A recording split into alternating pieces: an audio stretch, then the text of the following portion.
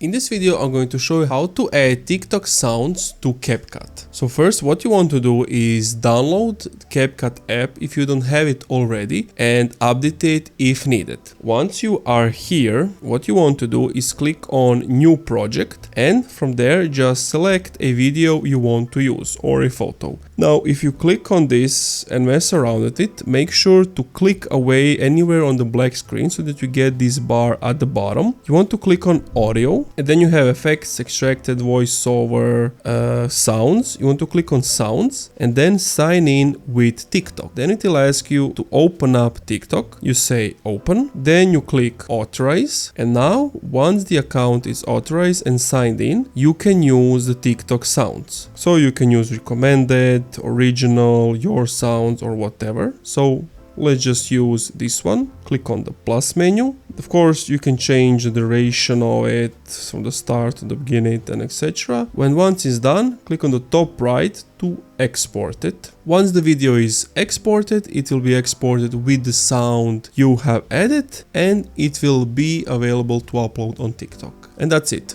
Thank you for watching this video. If you enjoyed, leave a like, comment, subscribe.